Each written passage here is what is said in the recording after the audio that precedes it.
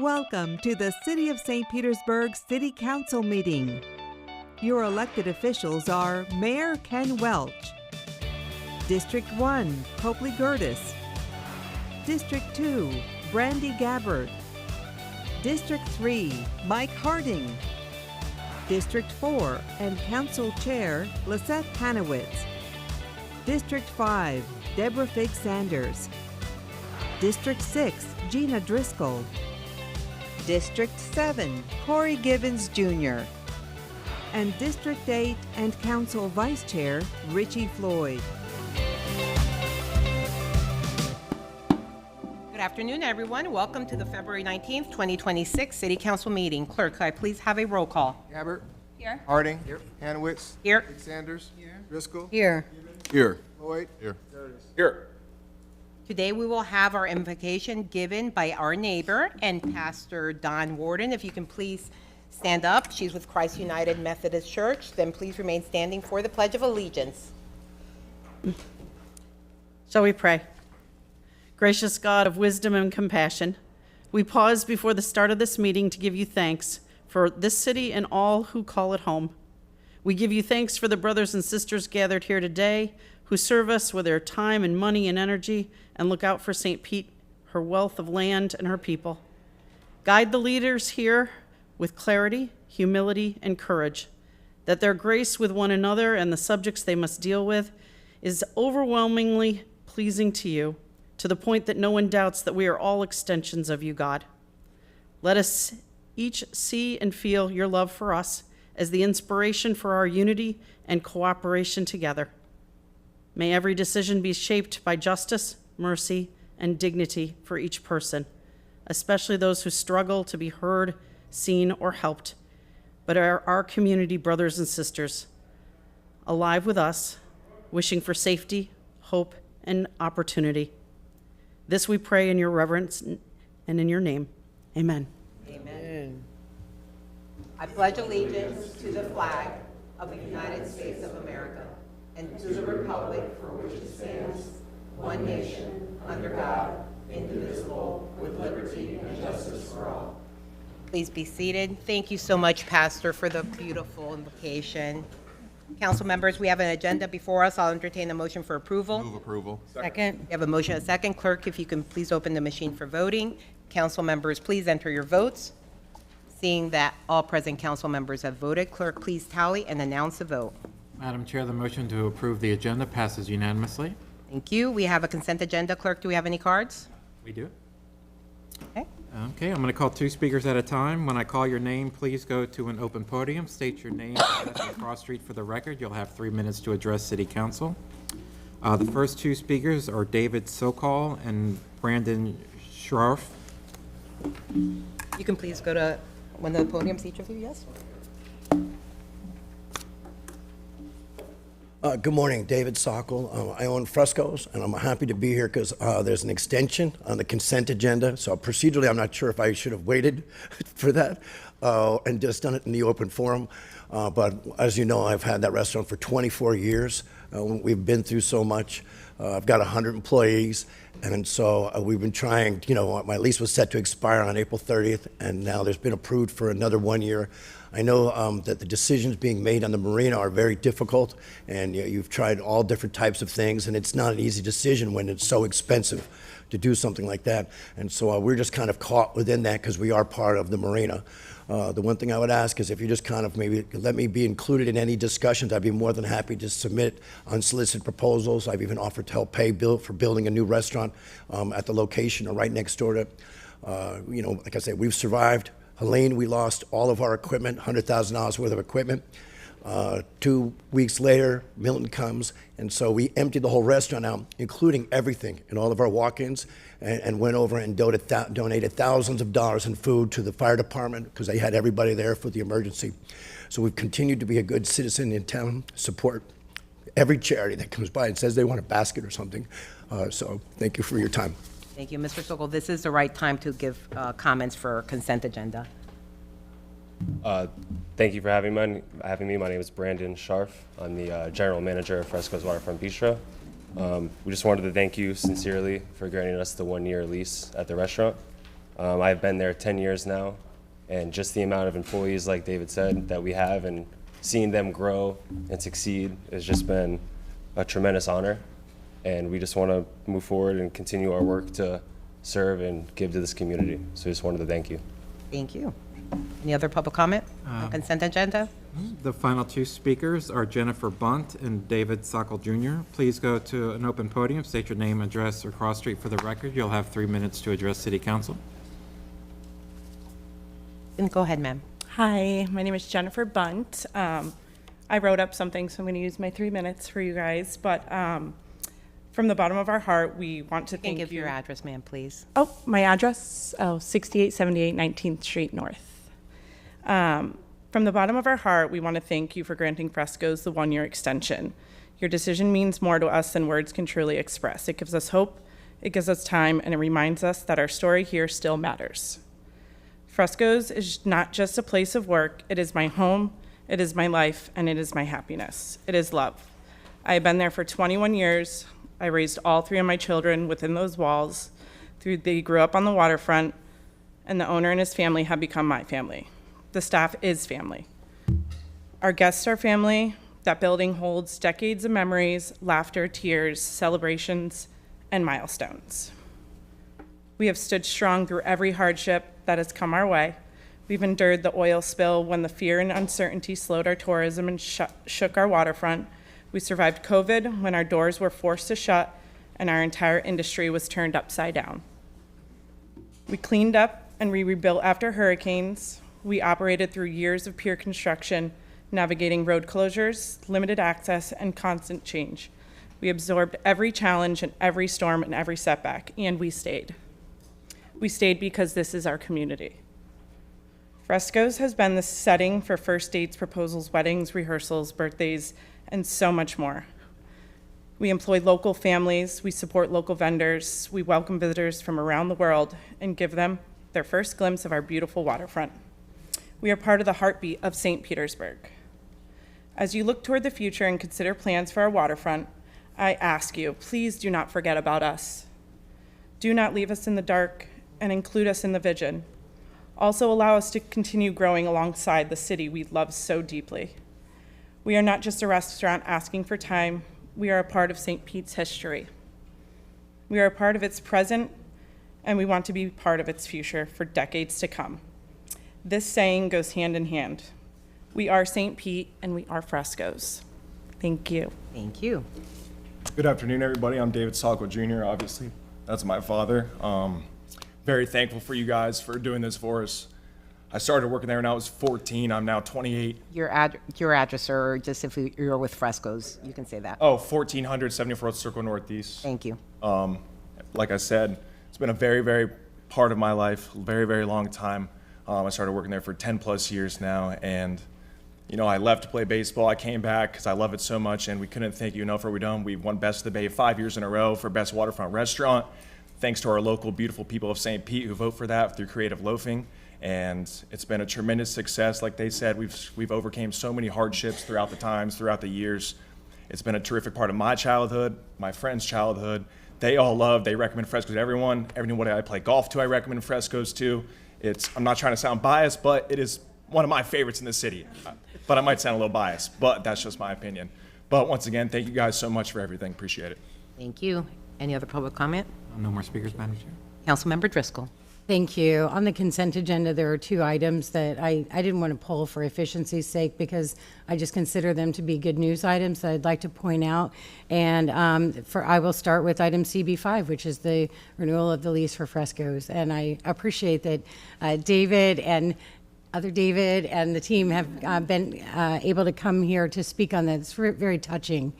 And I'm very proud to support this, and I want to take the opportunity to thank you all for being part of St. Petersburg and our waterfront for so long. Fresco's has been around for more than 20 years. It's one of the legacy businesses that we talk about when we talk about the new legacy business program that's launching now.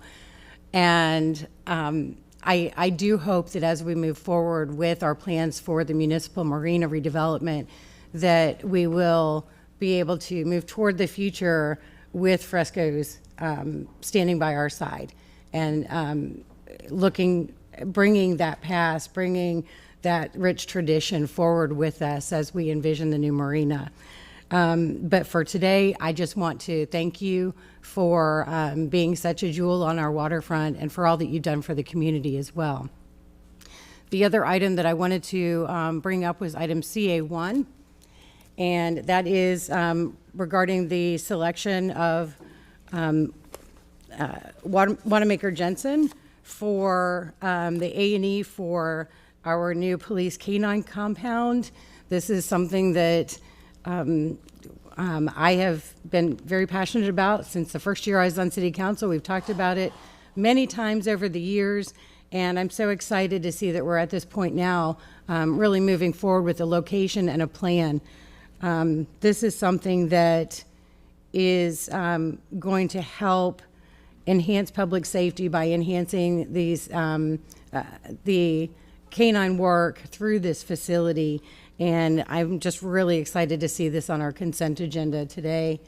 I see that we have, I didn't know if any members of the police department wanted to speak on it at all, but Chief Kavasov, since you just walked in, I will tell you thank you so much for all of the work that you have done on this. It's really wonderful, especially my last year on council. I can see that it may not be finished by the time I leave, but we got the ball rolling, and I just appreciate that so much.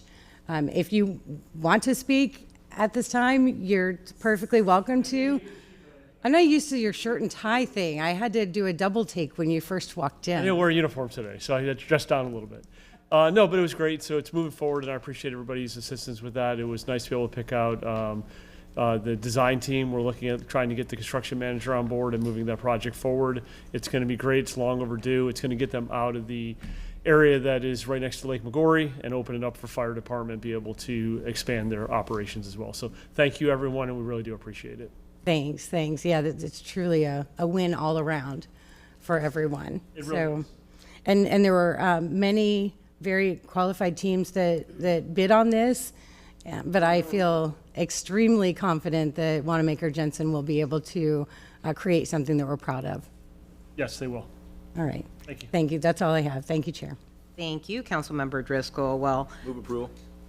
Second. we have a motion and a second. I just want to say I agree. I'm very excited about the canine compound already, getting the ball rolling, which has been rolling for a few years already. I know a lot of us have been dealing with this since we first got on city council and even before, so it's nice to see that it's going in the right direction. And also thank you, Fresco's, and everyone here on behalf of Fresco's for the work that you do, and very excited about the extension. We have a motion, a second. Clerk, you please open the machine for voting. Council members, please enter your votes. Seeing that all present council members have voted, clerk, please tally and announce the vote. Madam Chair, the motion to approve the consent agenda passes unanimously. Thank you. Now we move on to open forum. Clerk, do we have speakers? We do. Can you please read the rules? Thank you. If you wish to address city council on subjects other than public hearing or quasi-judicial items listed on the agenda, please sign up with the clerk. Only the individual wishing to speak may sign the open forum sheet. Only city residents, owners of property, business owners in the city, or their employees may speak. All issues discussed under open forum must be limited to issues related to the city of St. Petersburg government. If you are speaking to an item on the agenda, you may only speak once during the open forum or when the item comes up on the agenda. Applause is not permitted except in connection with awards and presentations. In order to provide an opportunity for all citizens to address council, each individual will be given 3 minutes to speak, and after which the microphone will be muted. If you wish to address city council through the Zoom meeting, you must use the raise hand feature button in the Zoom app or enter *9 on your phone at the time the agenda item is addressed. When it's your turn to speak, you'll be unmuted and asked to state your name and address. At the conclusion of your comments or when you reach the 3-minute time limit, you will be muted. All raised hands will be lowered after each agenda item. Regardless of the method of participation used, normal rules apply, including the 3-minute time limit on comments, the requirement that any presentation materials must be submitted in advance of the meeting, and the rules of decorum. If live public comment is disrupted by violations of the rules of decorum, The chair is authorized to accept public comment by alternate means, including by email only, and I'm going to call 2 speakers at a time, Madam Chair. First 2 speakers, once you come up to the podium, please state your name, address, or cross street, and you will have 3 minutes to address City Council. Mark Ferguson and Jordan Starr, I believe that's what it is. Please go to either podium. Hello. Thank you for letting me speak today. Mark Ferguson, 7937 9th Avenue South, St. Pete, Florida. I'm here to talk about the Booker Creek Trail. We're so excited that this is finally happening. It's taken years and years, and I want to personally thank Evan Morey for staying on top of it with the city and finally getting this thing done, and it's all coming together. So we can't wait to have this connector that will connect neighborhoods, businesses, and more growth in the city for more jobs. So thank you very much. Thank you. Hi, Jordan Starr, 126 14th Ave Northeast, partner at Ellison Development, and I just wanted to echo kind of what Mark was saying. We're fortunate enough to be developing property here in the best market in the country, and you know, by the time I was brought into the fold on the CSX conversion, a ton of work had already been done. Evan Morey, Doug Hadaway, Trust for Public Land, but we were an extremely enthusiastic yes to join the team and really help in any way we possibly could to emphasize what this potentially could be, and connecting the residents to the north down to Central Avenue and helping enhance the energy that's already there, and really promoting Booker Creek to be the amenity that it can be for the Edge. So just wanted to come out, thank you for the time, and hope you support it. Thank you. Next 2 speakers, Madam Chair, Justin Quinor, I believe that's what it is, and Nicole Waters. Please go to either podium, state your name, address, or cross street, and you will have 3 minutes to address City Council. Go ahead, sir. Hi, City Council. My name is Justin Cournoyer. I'm a resident at 1026 9th Avenue South in Campbell Park. I'm the Vice President of the Campbell Park Neighborhood Association. I'm a local transportation safety activist, and like a quarter of my neighbors in Campbell Park, I live day to day without a car. I'm here to talk to you about something unrelated to the agenda, but very important to me and my neighbors. I'm talking about Dr. MLK Street in St. Petersburg, and the topic is One Road, Two Realities. And complete streets funding for MLK Street South. MLK North and South have similar daily traffic volumes. They're the same size road, it's the same city. However, MLK North had 32% fewer crashes than MLK South in the last 5 years of data collection. Since the MLK North bike lane was installed in 2018, there's been a 19% reduction in crashes. MLK South in that same time period had a 15% increase in crashes. MLK South had 2 times the number of crashes, resulting in serious injuries or death for pedestrians and cyclists. 17 people were seriously injured or lost their lives on MLK South. Those are neighbors that are no longer with us or have had their lives forever changed or are living with a disability. So what's the difference between the 2 sides of the road? MLK North has a protected bike lane. It has mid-block crosswalks. It got the complete streets treatment. MLK South doesn't have any of that. We also see that when we do road protections like bike lanes, they protect more than just people outside of cars. They also reduce crashes for those inside of cars. MLK South is in the high injury network of streets. It sees a disproportionate number of crashes. So we've had this complete streets plan for more than 10 years. We've spent years planning. We just finished the Southside Mobility Study, which included a walk audit of MLK South. That plan only received $750,000 for implementation across the entire South CRA with 30,000 people in it. It's only enough to build maybe 2 or 3 crosswalks. Ford Pinellas has MLK South, completes funding as number 26 at the very bottom, with no foreseeable date for funding. I believe that we're in a crisis of public health, and I believe that you as City Council have the power to actually save people's lives. We can't wait for federal or state grants anymore. Many of you mentioned complete streets funding in your budget priorities this year, or for next year. So I'm asking for us to fund complete streets using city funds and also South CRA funds. We know that there's money in the CRA for more than just developing housing, which is important. I think we can do more with the South CRA dollars. The Southside neighborhoods are organized with me, and we're ready to see the change. It's shameful that a decade has passed with only one side of MLK receiving improvements, while the other side, we're seeing people losing their lives. We're a little bit fatigued by the years of planning, and we're ready to see some action. Please fund Complete Streets conversion for MLK South. Thank you so much. Thank you. Go ahead, ma'am. Good afternoon, Council. Thank you very much for having me. My name is Nicole Waters. My address is 8119 36th Avenue North, and I'm here representing the EDGE Board of Directors. And like you heard from Mark Ferguson, we are also in favor of the transfer of funds in order to support the Booker Creek project. We understand the positive impact it will have on our community and our businesses, and we're very excited to see that project move forward. Thank you. You. No more speakers. No more speakers. Okay. We close open forum, and now we move to reports. First up, we have our St. Pete Police Department quarterly report. Good afternoon, Chief Holloway. Good afternoon, Madam Chair, council members.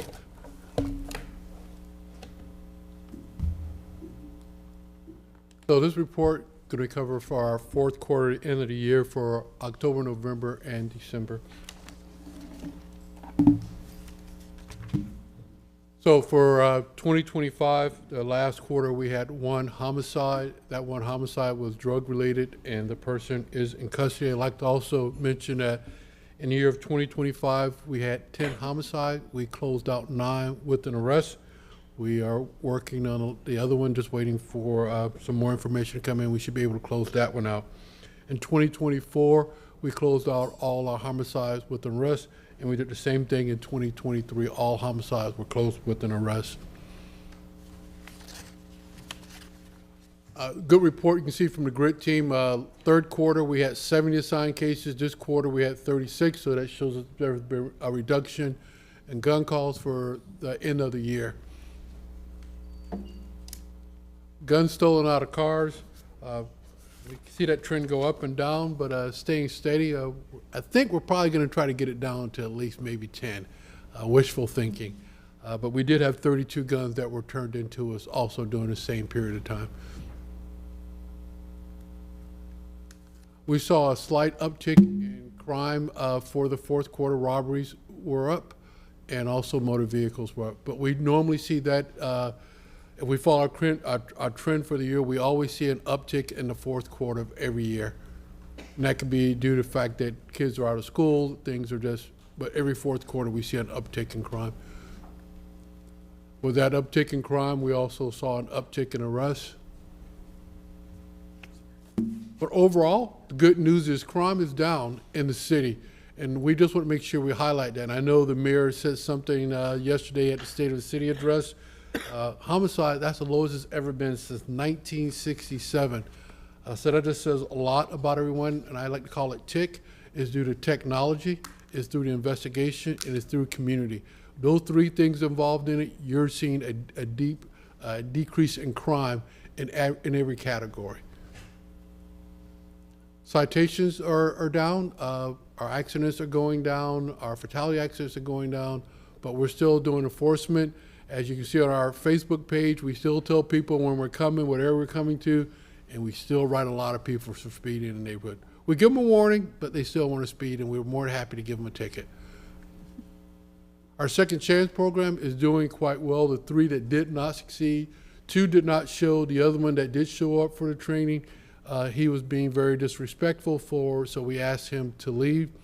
This is going to be the last time you see the second chance program here. We've now partnered with the Sheriff's Office and also with Ford together. So now we're going to take that program and put it on a bigger scale because we're already addressing the kids that are on felonies. So we still are going to give the kids services right away and just move into a different category. Our home unit, again, working with the Sheriff's Office and other agencies throughout, we still monitor our kids. Our PATH team is still doing a great job making contact. We're going to start seeing an increase in that because the weather is cold up north, so everybody comes down to visit us during the wintertime, but the team is still out there making contacts and giving referrals to our people that are in need and that want the service. Park, walk, and talk. As I spoke to the officers, I told them I want quality park, walk, and talk, so you may see that number go down. And what I mean by that is just because you check out the Wawa's and you get a cup of coffee, that's not a park, walk, and talk. That's getting a cup of coffee at Wawa's. What I want them to do is actually get out. They're still talking to people, but I want them to walk in their zone. So we looked at those numbers, and we just want to make sure that we're doing exactly what we say we're doing. Eagle Eye program, we got another 15 people. Again, you're going to see that change a little bit because technology is changing. And what I mean by that is within the next couple of months, you'll probably be hearing from people that have doorbell. And what they're going to do, they're linking with another company. So when we go to an area, they can tell us who in that area has a doorbell or whatever ring. And then we can contact that person automatically, and we can do an upload from there. So that's going to help out within the next couple of months. Hopefully that'll work out for us. Use of force, we had 404. Of that 404, we had 1 complaint, and that's right now in the Office of Professional Standard, and that is under investigation. The call program, as the mayor talked about, and thanks to, again, the city council, you can see we're still going strong. 97% of the calls that we're going on, again, is without law enforcement, and the key thing is 0 injuries. Forward Together, that's what I talked about, second chance. We're going to be moving more things toward that. 62% of the kids that are in this program, again, they're not reoffending. We're giving them the tools they need, the job they need, and we're helping them out with that. The arts, you saw that yesterday. We're still working with kids. We're giving money toward those programs.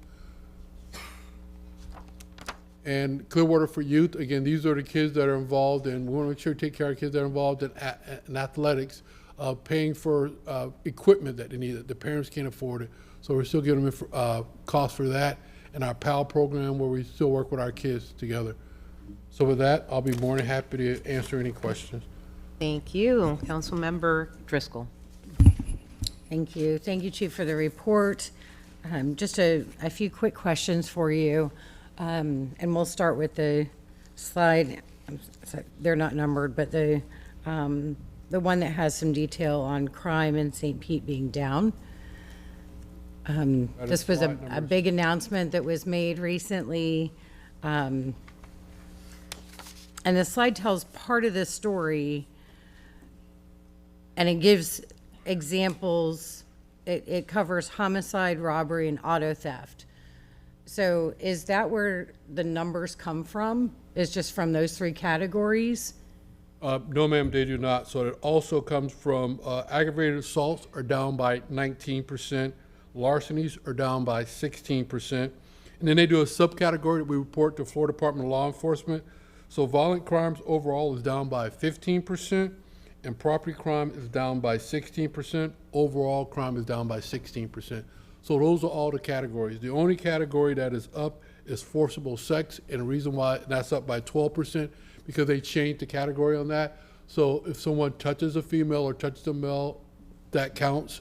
Or so fondling, so those got added to that category. So I'm not saying rapes are up, it's just because they added different things in there, we saw an increase in that. Okay. And then when you were talking about this slide, you mentioned the TIC.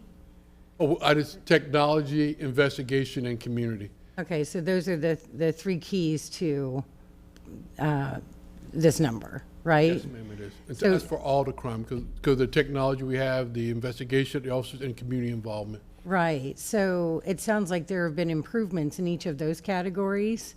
Yes. Can you give some examples, just real quick? Sure. So through our department at ATF, we have the NIBA machine, and that's the machine, again, about the, when we recover the shell casing. Instead of us waiting 3 or 4 months now, we're getting those back in 3 or 4 days. The way we take fingerprints, our license plate reader, just all the technology, our drones. So we just have a lot of things now that we can put right out that gives the investigators a good lead. So when they're talking to a suspect or a subject or talking to the community, they have all that data.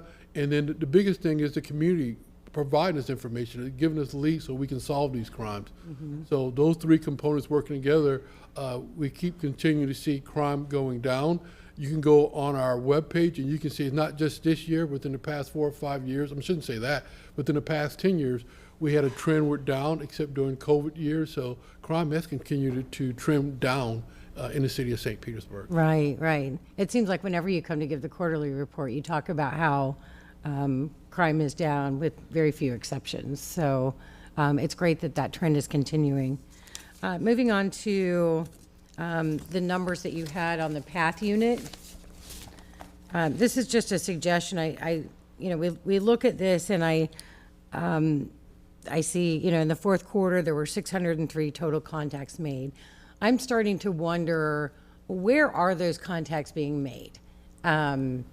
Is there a significant number that's in one certain neighborhood or one certain part of our city? What does that look like in terms of neighborhoods or zip codes? I'd love to just see the geography of this.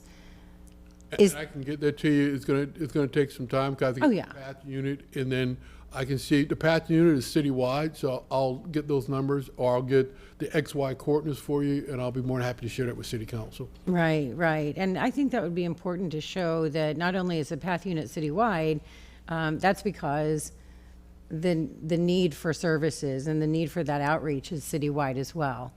It'd be great to see that illustrated in some way. Anytime. Thanks. And then finally, with the Park Walk and Talk numbers, I'm glad that you've been clarifying that with your team and making sure that everyone knows what it is and what it's not in their everyday work. And I appreciate it when I do see our officers out doing that and having those great conversations with our neighbors. In the downtown area, that's where you use a lot of the golf carts or the mules for the officers to get around. Is that, if they're driving around in one of those, is that considered PWT time? Because No, ma'am. it's still a vehicle, so. Still a vehicle, so it's not a park, walk, and talk. They're driving around a vehicle. So it either could go down as a directed patrol, because the commander could say, hey, there's a hot spot, so I want you to go to that area. So then it'd be classified as a direct patrol, so that number is captured also. But if they're just driving around in a golf cart, no, that's not a park, walk, and talk. Okay. I've just had a couple of people in recent weeks mention that they don't think they see police officers walking around downtown as much as they used to. And I was trying to figure out why that might be. And I didn't know if that had something to do with it. If they're being in one of the golf carts actually is the same thing to you as them being out walking around. No, ma'am, and they're covering a large area, so if they were just walking around, they wouldn't be able to cover the whole area they're supposed to be covering. Right.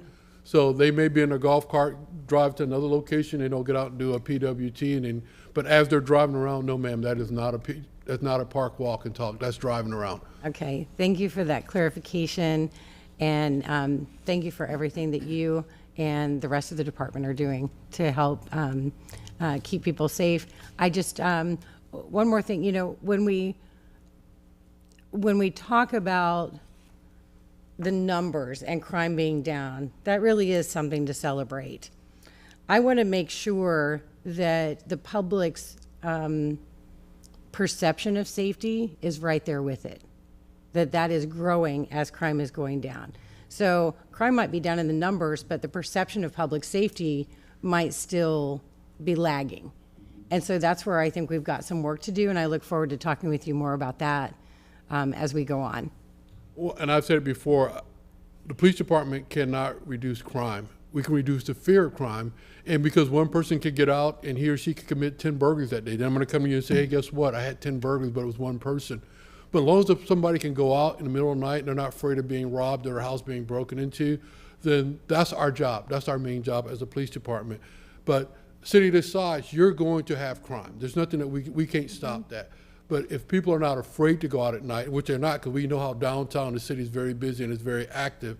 So we just got to make sure that we continue to lock our cars, lock our homes, report when you see something stolen or see something suspicious, that we can continue to work on that. So as a city, we're doing great with law enforcement technology and also with the community help. All right, thank you so much. Thank you, welcome. Chair. Thank you. Councilmember Givens. Thank you so much, and thank you, Chief, for being here today. Technology, investigation, and community. Those are very important, 3 pillars. I want to talk a little bit about technology because I had a conversation with one of the chiefs this week about a situation that occurred at Citrus Grove and how technology actually helps solve one of the investigations that you all had. I want to talk a little bit about this Eagle Eye program. I think some of the gaps that we have in the program is just not everybody has access to the technology. Would you agree to that, Chief?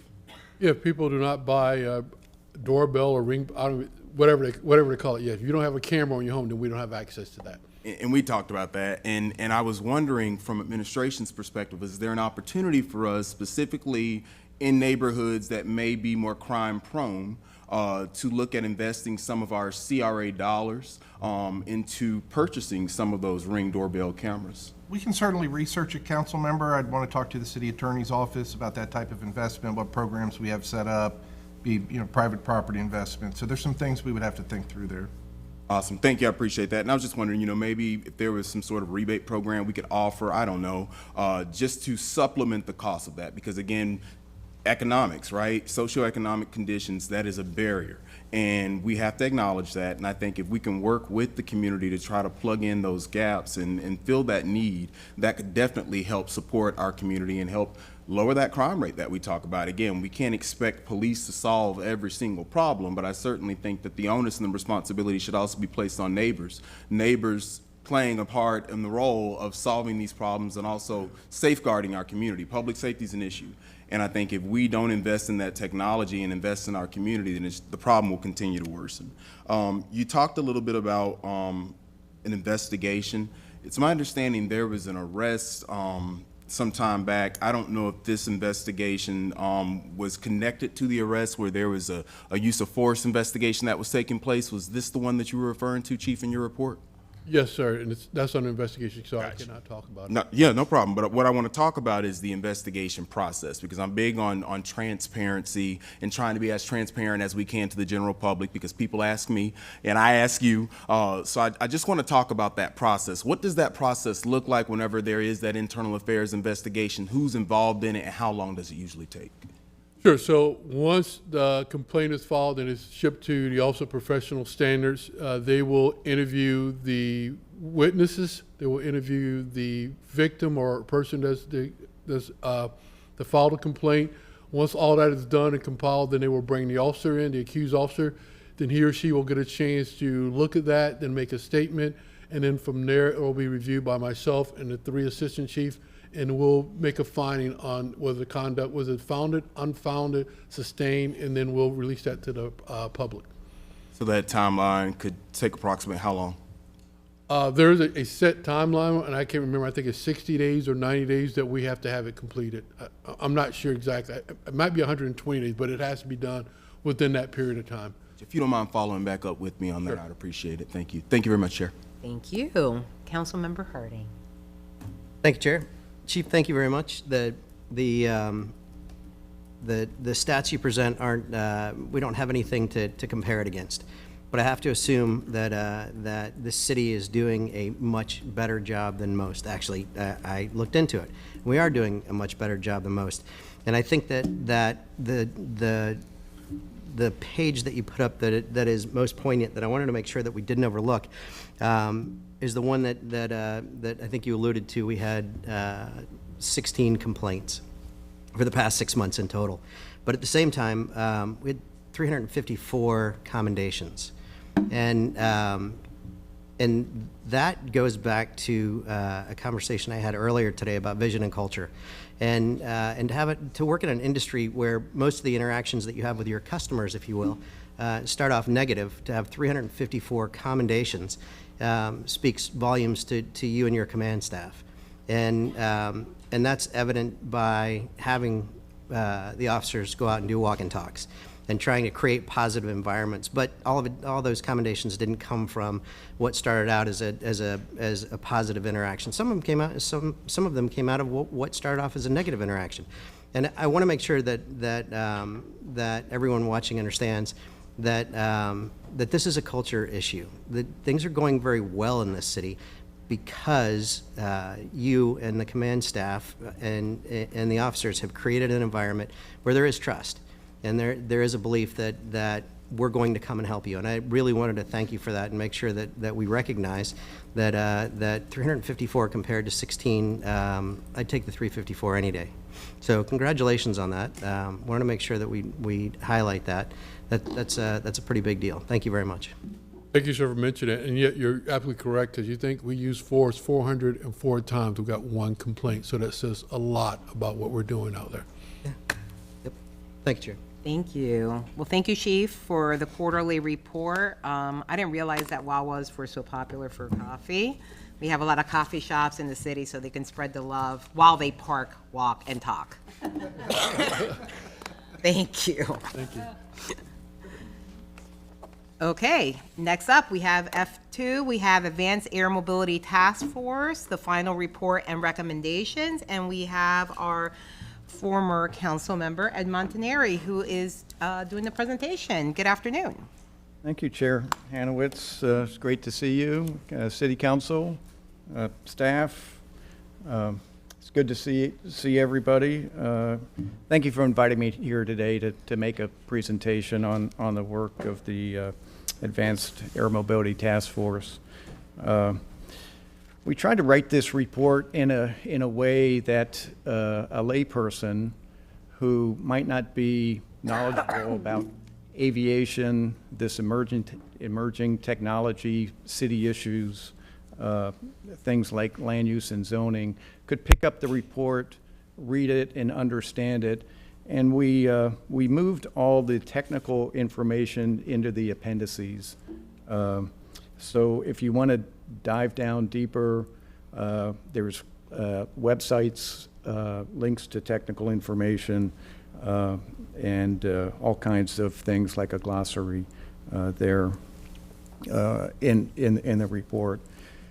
We also included a short narrative on the history of aviation here in the city of St. Petersburg. As many of you know, we have a rich history here. The first airline began right here in the city of St. Petersburg in January 1914, and we see a correlation between that first airline flight and where we all are now with this emerging technology with advanced air mobility.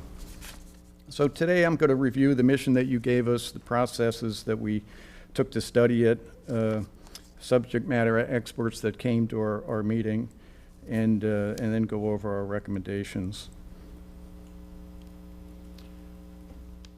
This was the mission that City Council and the Mayor gave the task force. Our mission was clear and concise. This slide is right out of City Council Resolution 2025-106 that you passed in February of last year. The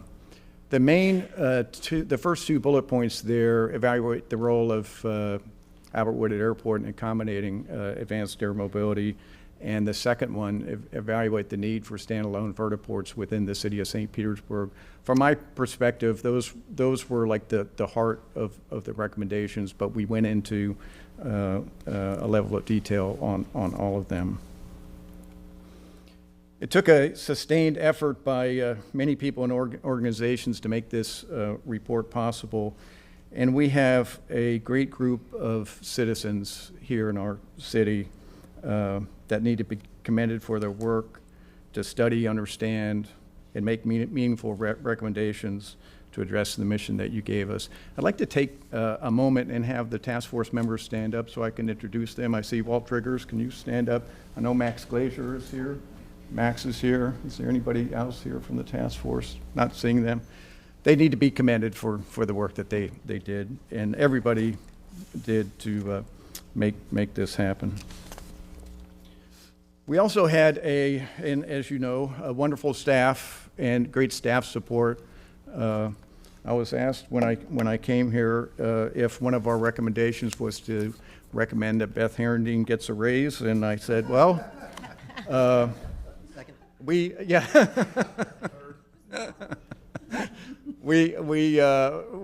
just love Beth and the way that she kind of came into the task force about halfway, a little past halfway through our process, and has jumped in with everything else she's got going on. She's an amazing lady that knows how to get things done, and I call Beth a happy warrior because she does things in a positive manner and is just very effective. Our legal team is totally amazing also. Brett Pettigrew, for some reason, always seems to get the short straw with really tough assignments. I don't know if Jackie has it out for you, but this was not one of those assignments. This was a whole lot easier, but Brett, you did a wonderful job of helping us kind of come up with a process when the going got tough, especially when we started making our recommendations. When you have a 12-member task force, it can get kind of complex, and you kind of helped us through that process. Ben James and Sarah Lucker were fantastic also in helping us on the legal front. Rich Lesniak, Rich and I go way back. Rich is right over here to my right. Rich and I started working together almost 20 years ago on the task force after the referendum in 2003 on what to do with Albert Woodard Airport. Janie Ullman, as everybody knows, Janie keeps the trains running on time here at City Hall, and she was the perfect person for the role that she played in the task force. And finally, Doug DiCarlo with ESA. He's our consultant, and Doug did a wonderful job on helping the task force out also. You've seen this slide before. This was our schedule in the meetings that we had. And we brought in a lot of subject matter experts, and we dug down deep on this project.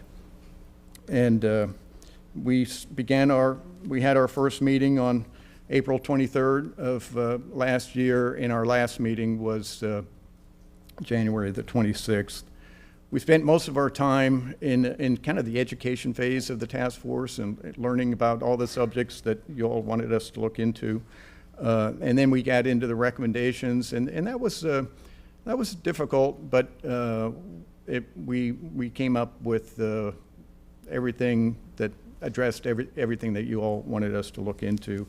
And then we took up our final report, and that we reviewed it and adopted it in a unanimous vote of the task force.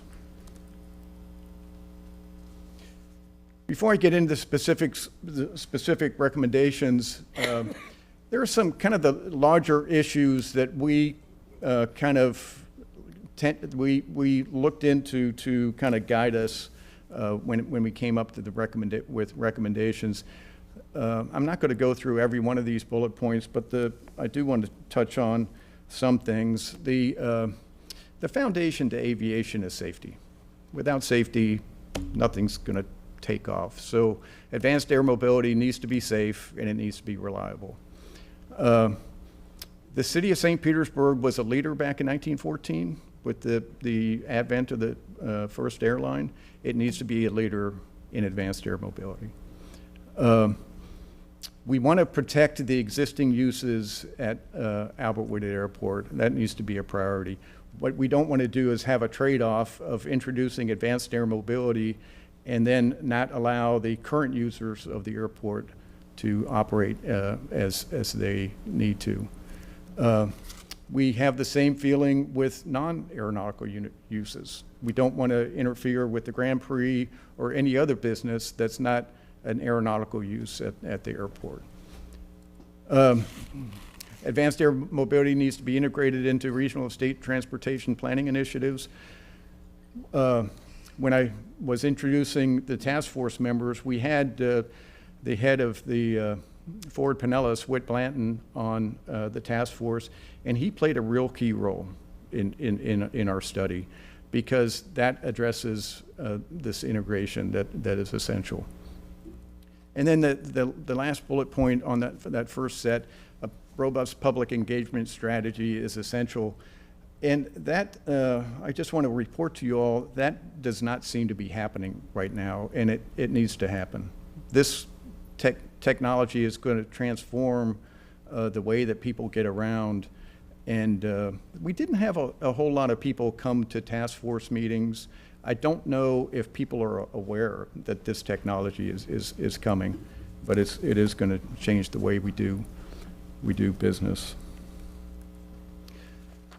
Getting into the recommendations,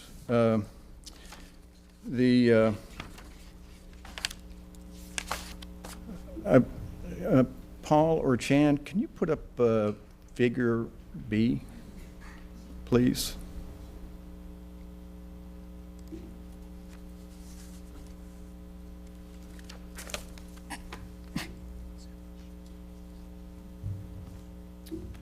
So I wanted to talk a little bit about vertiports, because a lot of people think that vertiports are the only way that you could take off and land a advanced air mobility aircraft. And if you think about Albert Woodard Airport, and we didn't know this when we first started studying it, but we have helicopters operating out of Albert Woodard Airport, and we've had them operating out of the airport for years. What I didn't know, and what a lot of us didn't know, is we don't have a helipad on Albert Woodard Airport. We have a designated parking area for heliports. And the reason for that is on this slide here, you can see the yellow lines that parallel the runways. And those lines are 500-foot setbacks from the operating runways. And you're not allowed, the FAA does not allow you to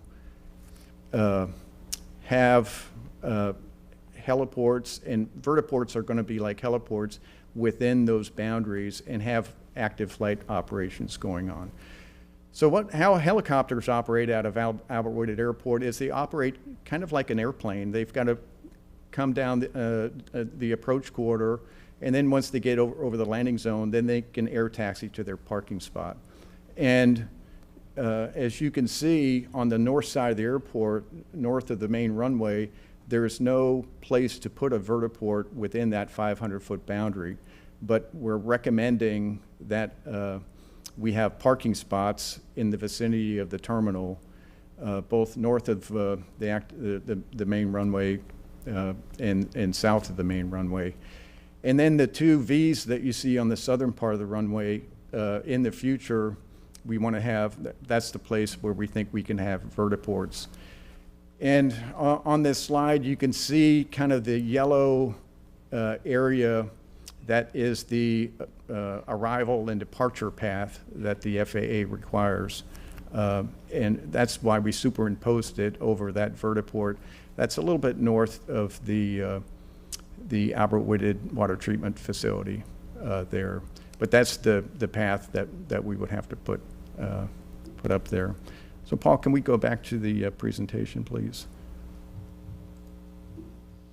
So in the short term, within the next 3 years, we're recommending that we designate parking spots for advanced air mobility aircraft. We install electrical charging stations. Along with that, we need to have the fire safety systems in place. We want to utilize the existing runways like I talked about, and we need public accessibility, and that's what the terminal is going to be, is used for. And then in the longer term, we want to build dedicated vertiports based on the market demand, and those vertiports would be on the south side of the airport, like I showed you. All like I mentioned before, all the improvements need to be integrated with this existing flight operations, and then both for aeronautical and non-aeronautical uses. Another big recommendation is to follow up with this task force report. We're recommending that a alternatives analysis study be done on Albert Woodard Airport, and that is like a mini master plan to specifically identify exactly where the parking spaces would be, the vertiport infrastructure would be, and how it's all going to be integrated together. And it will also have some specific funding guidance in there. On standalone vertiports, our big takeaway on this one was, as we discussed this item, we made a determination that the market needs to decide where standalone vertiports are going to be outside of the airport. We didn't want to identify certain places that vertiports should be within the city. We have like general guidance, they should be close to different areas, and it's in the report. But when it comes to specifics, we thought that the market needed to determine where that should be. The city does need to create the minimum standards for these standalone vertiports. And that list there with the operations and airspace, charging stations, fire safety systems, public accessibility, and noise and visual impacts all need to be considered. So the city needs to come up with those standards. Some of you may remember a few years ago there was a demonstration over at Tampa International from a company called Volocopter that flew an eVTOL, and their operation was like a flying Uber, and they wanted to put these on top of buildings, and I think those are the types of things that the city needs to consider on how that would work.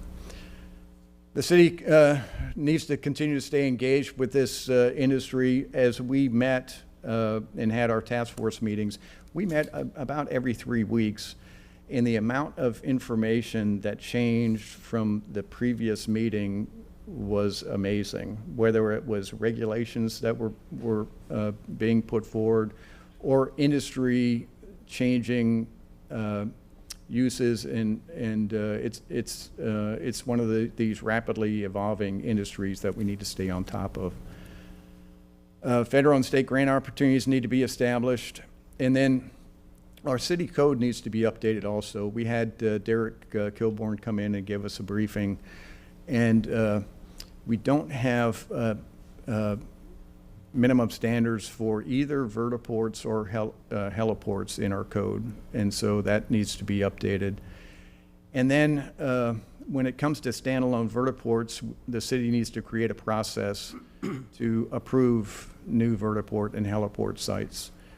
So one of the things that I mentioned in one of our meetings was, you think about some of this new construction that's going on downtown, and let's say a building owner comes to the city and says, I want to put a vertiport on my building. How do I go about doing that? And we don't have any process. We haven't thought that through. So that needs to be developed. And then when it comes to regional planning, we need to work with the state and federal agencies and our MPO. One of the big recommendations on this slide is to create corridors to allow advanced air mobility aircraft to transit to certain areas. There's a lot of destinations on this map, but the number one and the number two priority is connecting Albert Whitted Airport to Tampa International Airport, because a lot of these OEMs are pairing up with airlines. So an airline is going to be able to sell a ticket from, let's say Delta Airlines, from Atlanta to St. Petersburg. And we need to have that corridor to connect to Tampa International. The other thing that's happening very quickly in the state, in the updates I told you about how the state is very aggressive in this area, the state has built the SunTrax, which is the far western part of this map here. It says SunTrax Air Ground. SunTrax is kind of like a combination autonomous vehicle test center for ground-based autonomous cars, but also advanced air mobility. And what we need to concentrate on is getting a connection to that test center so that they come to St. Petersburg. I think it's essential that the city of St. Petersburg begin advanced air mobility operations as quickly as possible. And then we need to promote and coordinate advanced air mobility across the region. This last recommendation that we have is to create what what we call the Janus Center for Aviation and Innovation. Our city has been an innovative city since its founding. We're studying a disruptive industry that is going to change the way that the world works. And I want to make sure that we cover the education, the training, the workforce development side of it, but I also want to bring manufacturing, whether it's components or vehicles, but I want the city of St. Petersburg, and we're recommending the city of St. Petersburg be a leader in this industry. And this is one of the thoughts that I have moving forward. Yesterday, I had a very good conversation with Becca Brown from Spark Labs, and I had met with her like 3 months ago and talked to her about advanced air mobility and what the city of St. Petersburg's doing. I'm going to meet again with her next week, and she wants to get ARC Invest involved. And I've also talked to educators, whether it's the superintendent of public schools, college presidents, and other educators to start finding partners for this center. And I'll close with just a short statement, and it's in the summary of our report, but advanced air mobility represents the next transformational chapter of aviation, and St. Petersburg is once again in a position to lead. From the launch of the world's first commercial airline in January of 1914 to today's pursuit of the next generation of air transportation industry, the city has consistently been at the forefront of aviation innovation. Advanced air mobility is not a departure from that legacy, it's a natural evolution. For advanced air mobility to truly revolutionize the movement of people and goods, vertiports, including supporting infrastructure, must extend to Albert Whitted Airport across our city to other regional airports, surrounding communities, and throughout Florida. Building this network will require foresight, coordination, and commitment. These are qualities that have defined St. Petersburg's aviation leadership for more than a century. While some contend that large-scale advanced air mobility operations will take years to mature and reach widespread affordability, history shows that transformative aviation advances reward those who prepare early. The FAA, along with the FDOT, have an ongoing collaboration with OEMs to certify and integrate advanced air mobility aircraft into the national airspace system that underscores a deliberate safety-first approach that aligns with the city's long-standing commitment to innovation. Preparation is not optional. It's essential. The task force structured forward-looking mission has laid a strong foundation by building knowledge, evaluating opportunities, and shaping actionable recommendations. The steps outlined in this report position St. Petersburg to lead once again. We strongly believe that embracing short and long-term development of advanced air mobility reaffirms the city's role as a pioneer in aviation, just like we were in 1914.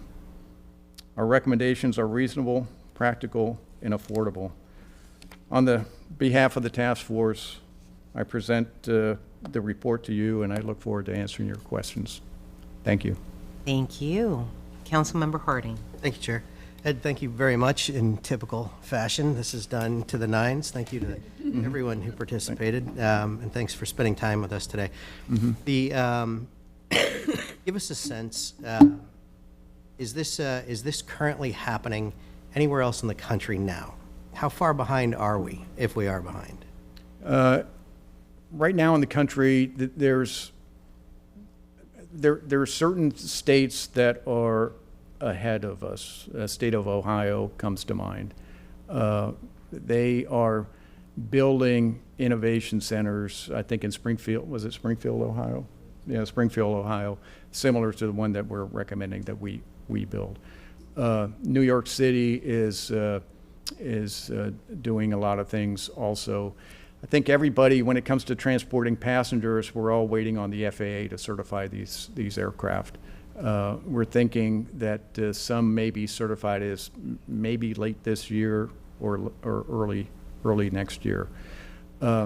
Overseas is a different picture. China is flying passengers right now. In the Middle East, there's operations going on also, but they don't have the regulatory structure that we have with the FAA. And the Europeans are very similar to the United States with their regulatory structure. So the Europeans aren't flying any eVTOLs carrying passengers right now. How will this, I assume that the difference between drones that bring you your food versus this is just the component of carrying a human being? Is that how they separate drones from? Well, so there's a company called Wing that is working with Walmart that's doing package delivery right now in Tampa, and there are some people here in the city of St. Petersburg. I think you're going to see package delivery services starting. Do they come under the same jurisdiction, if you will, or is it? I don't know the answer to that question. Rich, can you help me out with the package delivery question? So technically, it is kind of a different realm.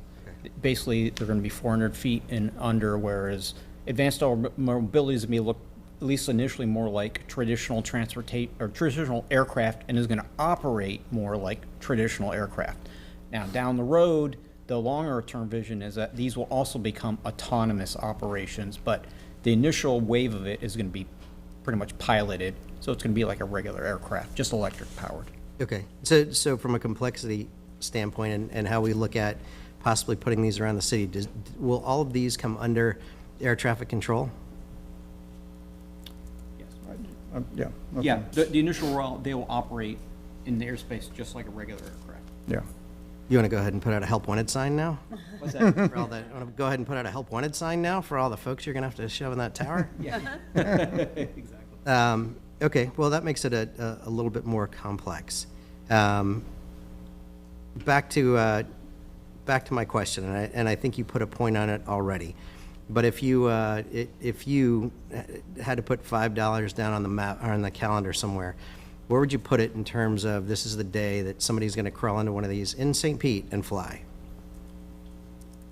That could happen any day with single seat eVTOL.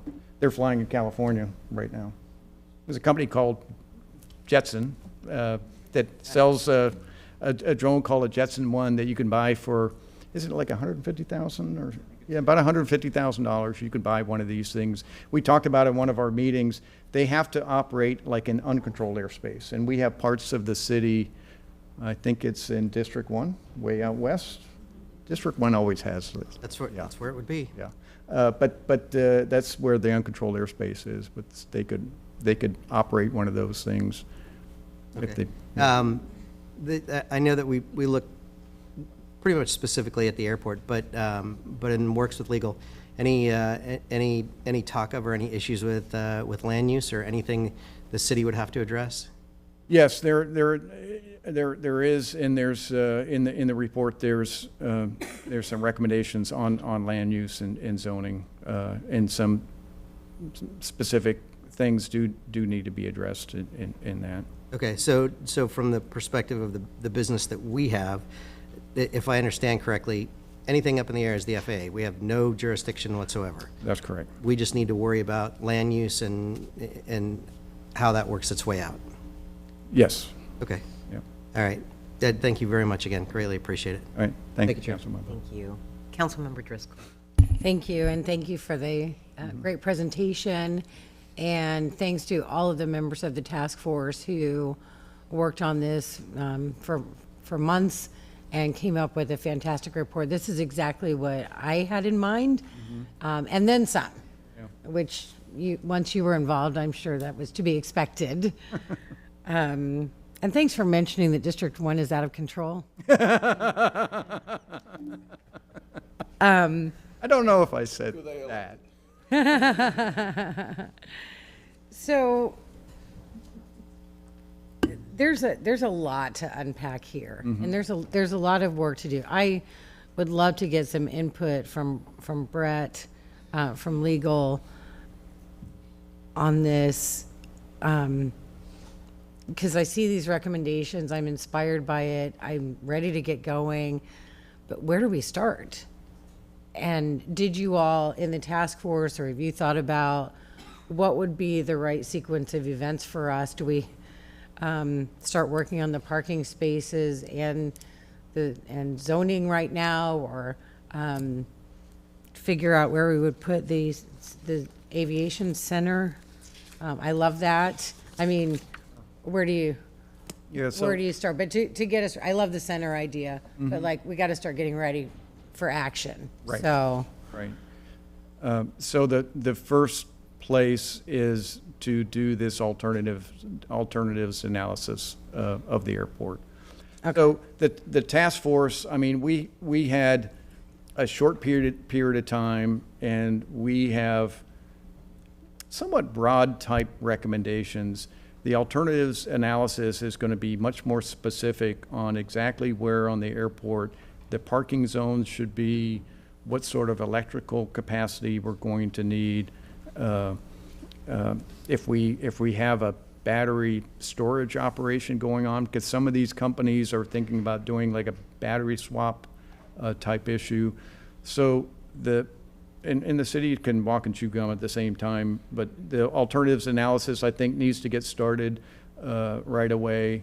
And then the land use and zoning, clarifying design standards for both heliports and vertiports, along with creating a process. I can just see somebody in a high-rise coming to the city before too long and saying, I want to see a vertiport built on my building. So I think those would be like two good places to begin. Okay. And then just let me just follow up. I'll be meeting with Spark Labs, and I want to make sure that we have some actionable items so we can kind of get this process starting, and I think that's a good place to begin also. Okay. Got it. All right. I'll hold. I look forward to hearing from my colleagues, so I'll wait. Thank you. Thank you. Councilmember Gabbard. Thank you, Chair, and thank you, Ed, as always, for producing stellar work. You know, this is obviously your passion, and so I would have been surprised if it would have been anything less, but you have done a phenomenal job, and the entire task force. Well, you're here today. Thank you all for the work that you've done, and Brett, thank you, as always. I appreciated the shout out earlier, because you do always tend to get the more interesting things to do, so appreciate all of your guidance in this. So my questions will be brief, and not even really a question, just maybe a place where I can help to support. Sure. So you talked about the regional support piece, and that is so important. I think that, you know, we can look at our transit today and note that if there would have been regional collaboration decades ago, we would be in a much different place, right? And so this is a piece of it that I think is critical to getting right and doing it now. The Tampa Bay Regional Planning Council, I think, should be plugged into this work. I think that there's work that they can do to support these efforts. And one of the things that they have done in the past is model ordinances. And, you know, if a city decides to look at that and adopt that in its entirety so that they don't have to do the work internally to amend their ordinances, they can. Or it can also just be served as a guide to some changes that could be made on whatever specific topic. So that might be something that may help the city with our bandwidth of looking at our code, and it could set a model for the entire region. So I'd be happy to connect with you, connect you with the Regional Planning Council staff, and see if we could maybe start some collaboration there, because I really think that, I mean, St. Pete can be a leader in this, we should be a leader in this, but we cannot do this alone if it's going to be successful. Right. So I just wanted to offer that as, you know, something that maybe I can be helpful in. This certainly is not my area of expertise, but it is something that I think the regional cooperation piece, I would like to be involved with you. So yeah, we'll talk about that and we'll work about that. And that would be a big help. Whit Blanton would like me to also brief Fort Pinellas soon. And if I could ask a question along those lines, because the task force needs to be sunsetted by City Council. Brett, can you kind of remind us when that will happen? Is that coming before City Council soon? Actually, thank you, Chair, Vice Chair, members of Council. That actually was addressed in the resolution extending the task force to really put the bow on this report. If no further action is taken by Council, the task force automatically sunsets at the end of February. And so, as I told the task force, they can get together and have their Out of the Sunshine party shortly after midnight on March 1st. But until then, they are still official members of the task force. So that's, at that point, that housekeeping detail has been taken care of. So unless Council adopts a resolution today to direct them to go do further work, the task force will sunset automatically at the end of the month. Thank you. Okay, that was just a kind of addressing I want to make sure that there's not a sunshine law issue, me going before some other board in speaking. So Yeah, do you no. see any challenges with that? I mean, because Mr. Blanton is currently, they are both on the task force. If that briefing was going to happen between now and March 1st, you would want to sunset it sooner, or it could be noticed. That would be the alternative, is it would just be noticed as a meeting of the task force, and then it would be in the sunshine, so. Well, and that would also be coming before the Forward Pinellas Board, which would be a public meeting, so that would not be anything that would take place out of the sunshine, even if it happened before the sunsetting. But I would leave to Forward Pinellas Chair Driscoll to kind of talk about. But specifically with the Planning Council, I'm the only representative for the city of Petersburg there, so you and I can talk about it. All we would like, because we no longer live in the sunshine together. So, absolutely. yes, so I look forward to working with you on that. Good. Thank you, Chair. Thank you. Councilmember Givens. Thank you very much, Chair, and so good to see you, Councilmember Montanari. I know that you're excited that this is over, but we're happy to have your recommendations. This is exciting. You know, St. Pete has always been a pioneer in flight, so it's exciting to see us lead in this area as well. You talked a little bit about education and workforce. I want to talk a little bit about education and workforce development with you, because this is something that you and I have spoken about, had this conversation with Albert Wittert as well. But in the sunshine, I'd like my colleagues to know kind of what direction we're going here. I've had great conversations with St. Petersburg College as well as Pinellas Technical College. Both of those institutions have shown a great deal of interest in finding out how they can really bring that aviation technical trade to St. Petersburg, to Florida. It's something that's missing. I think it's an industry that we really need to tap into. And I think about the future. I even think about air traffic controllers, right? There's going to be a shortage of those in the future. So how can we really work to fill those gaps? And I'm glad you brought up Pinellas County Schools. Yeah. So that was the kind of the vision between for the Janus Innovation Center to kind of pair up the educational component, which I think is very important. I came before you, I think, in the first update, and I talked about the drone festival at Azalea Middle School that's in District 1. And then I met with the superintendent Hendrick, and he gave me a list of all these other programs in middle schools, high schools, and technical colleges. I would love to meet with you and kind of go over this list, and because to me the educational component is fascinating. I'm a graduate of, I went to college at an aeronautical university. And I got bitten by the aviation bug as a little boy. And I know just going to these festivals that we have with drones, there's a lot of kids that are excited about this. And it's fun if you can turn your hobby into a career. That's so true. And not everybody, you know, is going to be a pilot, but there's a lot of groundwork that pays a living wage. And I think exposing these young people to alternative careers and pathways to prosperity, that upward mobility, it's important. And I love that this is going to do just that.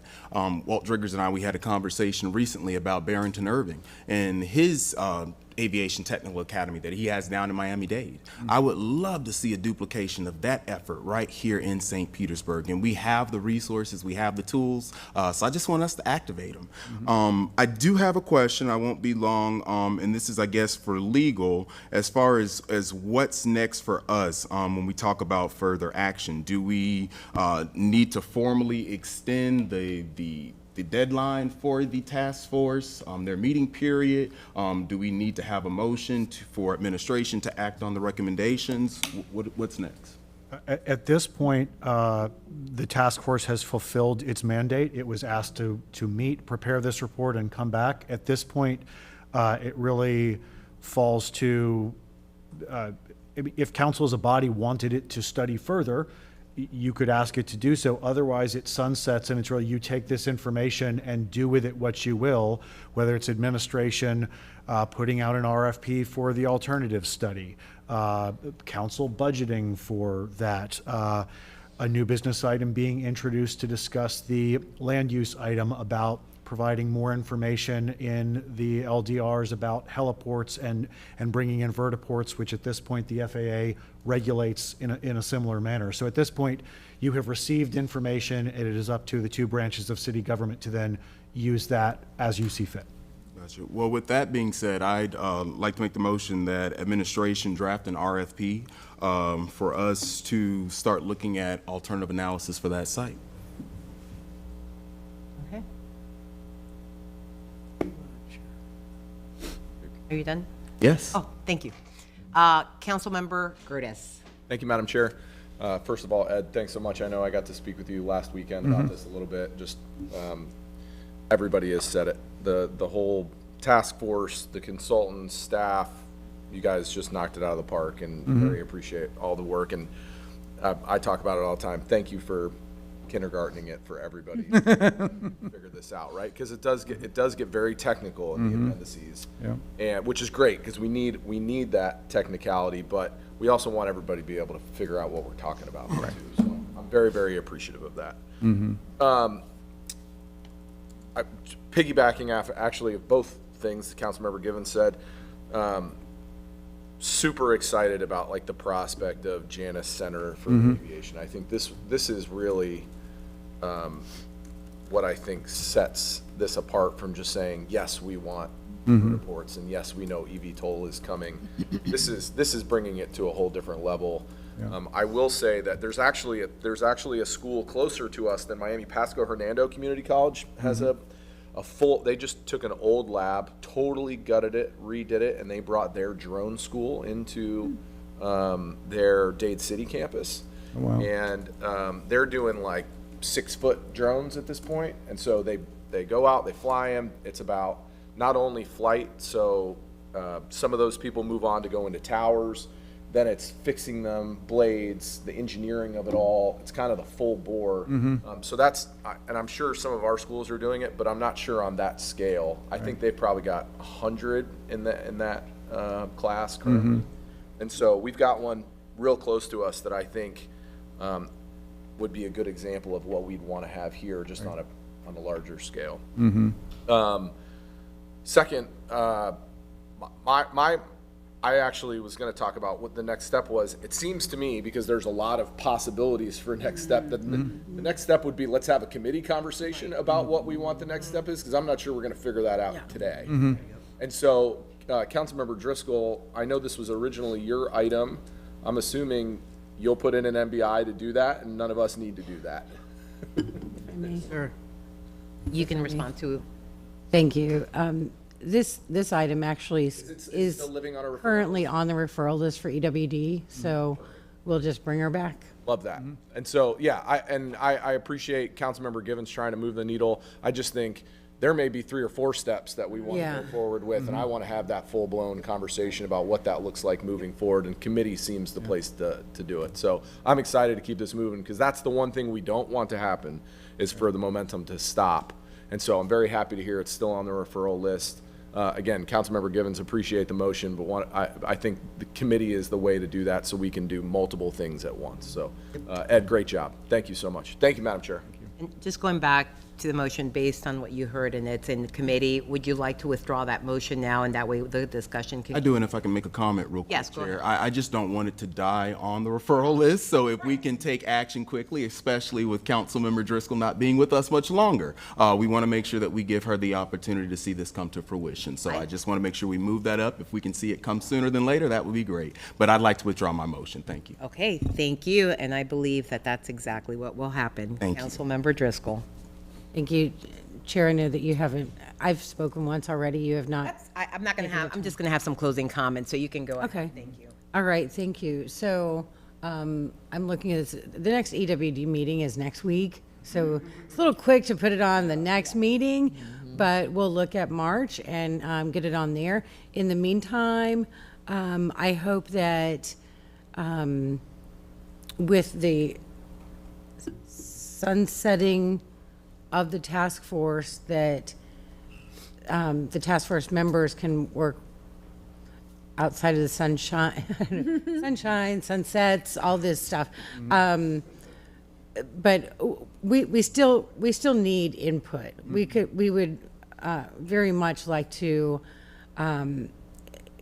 get some help with figuring out what to do between now and that March EWD meeting. So I don't want to, like, our conversation will stop until then, but with staff and any individual council members that want to talk to you, there's work to do in the meantime. We've got some time to actually come to the March EWD meeting with some solid outlines for our next steps, okay?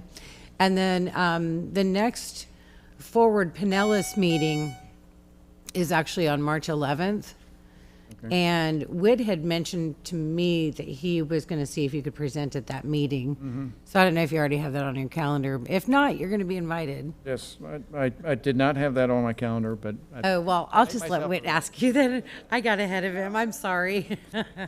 But yes, I look forward to hearing what our Forward Pinellas colleagues across Pinellas County think about this too. So, yeah. All right. Thank you. Thank you. Councilmember Harding. Thank you, Chair. Ed, with some of the things that you have coming up, would it be beneficial if we release the task force now versus letting it sunset? Would that be helpful, or is there more business that that you think needs to be done? From a personal point of view, I'd be fine with sunsetting it today, but I would defer to legal. You know, could council do this in a motion? Yeah, we would just memorialize it through a very simple resolution. You could make a motion that the task force is sunset effective immediately, and I would just write that up in a, after the fact resolution, a very simple resolution that would be signed. Okay. So, Chair, I would like to make a motion that that after many hours, tons of effort, and just a ridiculous amount of great work, that we let the task force rest. Second. We have a motion and a second. Clerk, can you please open the machine for voting? Council members, please enter your votes. Seeing that all present council members have voted, clerk, please tally and announce the vote. Madam Chair, the motion to approve the sunsetting of the Advanced Air Mobility Task Force immediately Yes, sir. Yes. passes unanimously. Thank you. Chair, I had one other. Yep. Taking a whole bunch of feedback that came through today, both from Ed and from Councilmember Gertis, Administrator Gertis. I want you to know that my birthday is coming up, and I don't normally ask for things, but Job Corps might go up for sale, and that might be something that we look at We've already got a name picked out. We'll be sure that we do sing you happy birthday.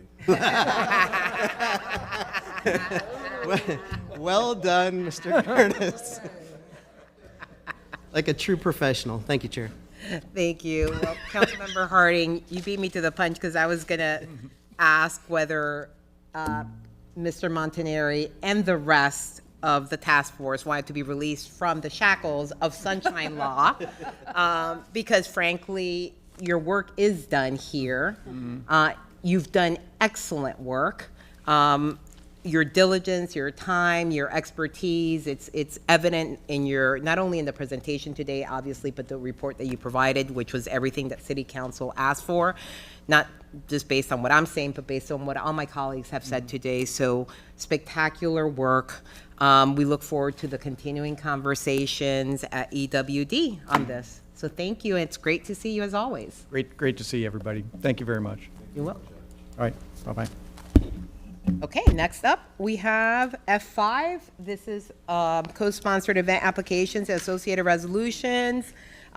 Mike Jeffries and Lynn Gordon is here. I pulled this from consent because, as you all know, I have a pending business item regarding the co-sponsorship agreements, and I wanted to make sure that first, in the Sunshine Council knew that I've been having conversations with Mike Jeffries and his team, along with economic development, in terms of all the issues regarding the different concerts and events. We've talked about size and duration of events, fees, access to public parks, the maximum setup times, and park impacts, noise mitigation, all the things that they're actually in the process of looking into. And I thought it was important to pull this because, first of all, they're community members that have been voicing concerns about this, and then they see this happen, and then it's in consent. It's like, what's going on? So I wanted to give you an opportunity to kind of just touch base on what you all are doing, what this does, and in the meantime, it doesn't mean that these other issues are not being addressed. So, Mike? Thank you for that opportunity. As you indicated, we are preparing for the Committee of the Whole to have the very robust conversation. We want to do a deep dive into events.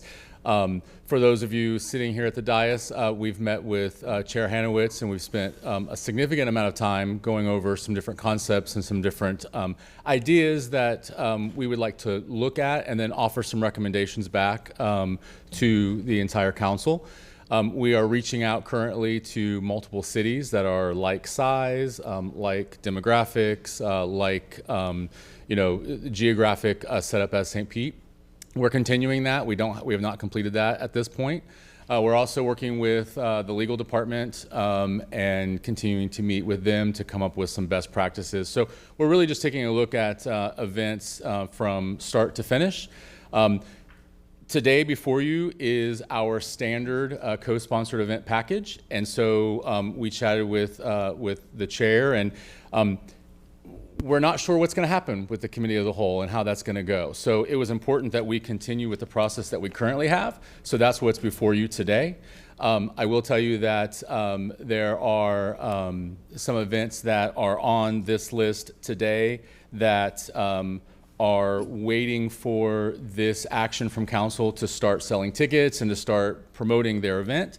I'm also happy to report that we have reached out to some of the larger events, and we've asked them to really get creative with us. And are there ways that they can reduce the number of days that the parks are pulled offline? So there's two events that we have that pull Vinoy Park off for longer than a three-day period of time. That would be the Country Fest and Reggae Rise Up. And so we're working with those promoters now to see if there's any possibility of getting a smaller setup period.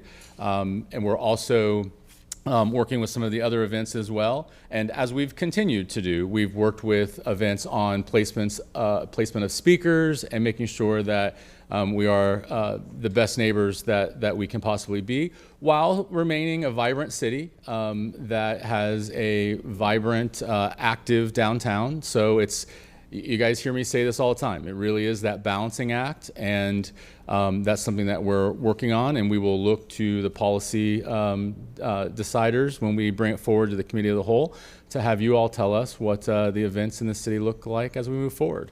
The other item that we're working with, we continue to work with our partners in law enforcement, PD. We're working with them on ways. Regular Rise Up is right around the corner, so that was already approved, and so we're working with them to look for some help with some of the concerns that we've heard, even at our most recent event that we had. Public urination, some things that we're not real excited about, of course, but working with the police department to help us get those under control. Great. Councilmember Driscoll. Thank you, and thank you for pulling this. I was going to ask about that committee discussion, and I was happy to see that you pulled these items already. With the events that happened in December, it became very clear that some change needs to happen. And following that, there was a news article that quoted the mayor as saying that he was going to, work on changes. We received an email from Chief Holloway with information about the event, where he said that he was going to work on changes. So I want to know what's been done so far. What kind of changes are we talking about here? Because we have our mayor and our police chief both saying, in response to the problems with the event in December, that they're going to work on changes. So as we previously indicated, that's kind of what the COW is for, and that's what we're working on right now. Well, no, but they said they're working on something. And maybe, Rob, this is more of a question for you. Mike's been working with them, so I'll let Mike answer. Yeah, and the event that you're mentioning is the We Belong event. And so that event is not in this package at all. And candidly, we've not received an application. Correct me if I'm wrong. Have we received? We have. We have not moved that forward at this point because we're wanting to really fine tune and make sure that we understand what we legally can and can't do. So those are some of the research components that we're continuing to work on. I think when Mayor is saying that that he's working on some changes, I think he's expecting Beth Herendine and her staff. That was an event that happened in the Pier District. And so we're kind of looking at it as a comprehensive approach where we're looking to treat all events kind of the same.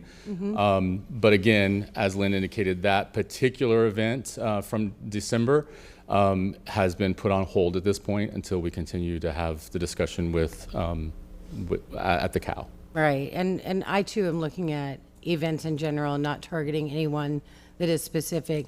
I can look at this list of the events that we're being asked to approve, and most of them are familiar. But I worry when I look at this, I'm like, if I don't recognize one, is it just like that one? But it's just called something different and it'll come with the same problems. So I can tell you that there are no EDM concerts that are in this. And it's not even about that I'm sorry to interrupt. It's not about a specific type of content. It's about the disturbance that was caused.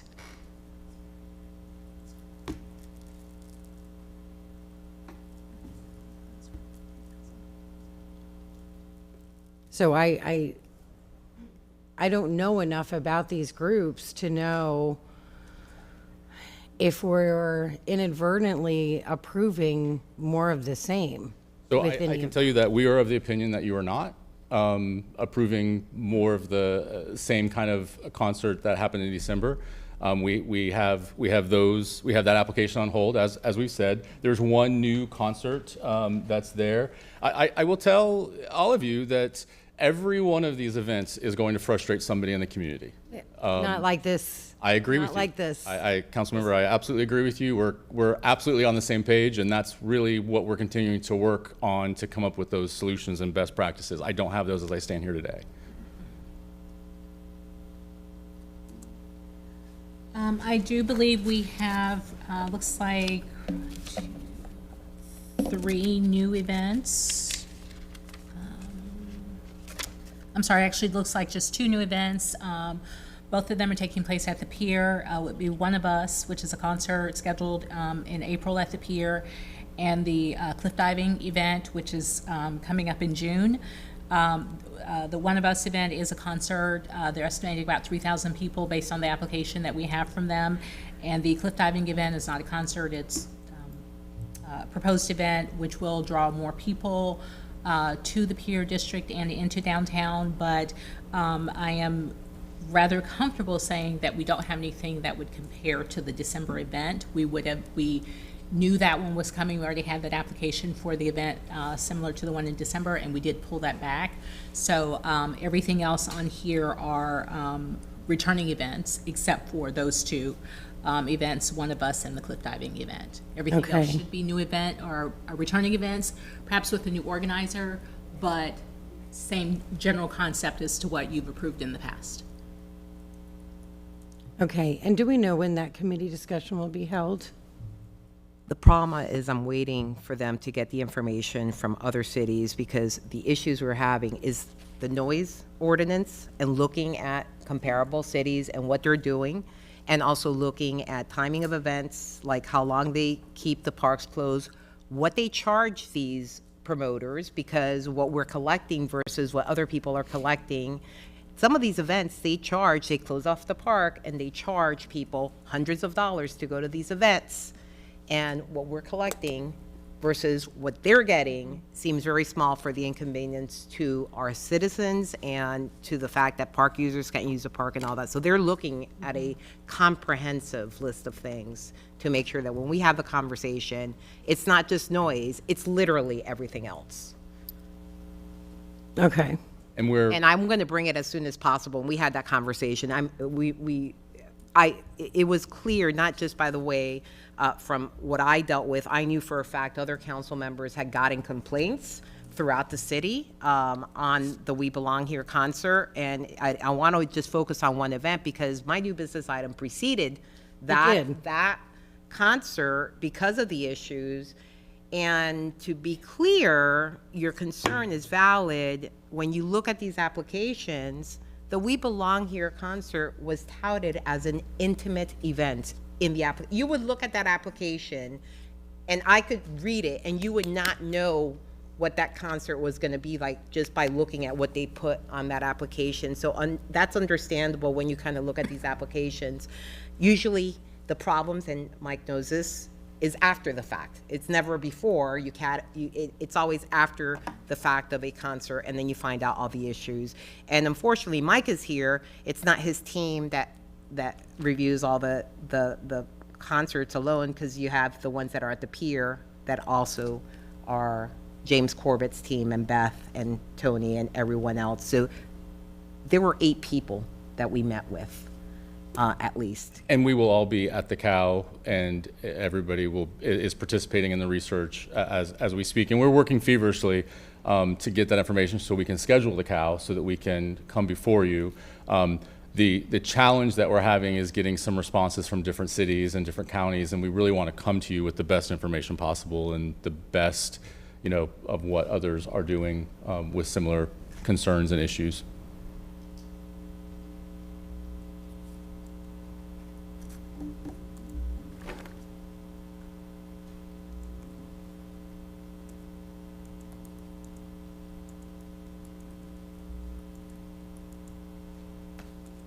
I'll hold for now. I'm not sure what to do here. I'm really not, because we have you here. And I know that I can trust that you have done your homework, that you have done everything you can to try to ensure that what you're bringing us is something that we'll be okay with approving. There is a whole nother department that's not here, that's responsible for events that happen at the pier. That's where we had a problem. Some of the events here are taking place at the pier. So already we've got a team that's not part of this conversation here today. And we can't wait forever and keep approving events and not take any action.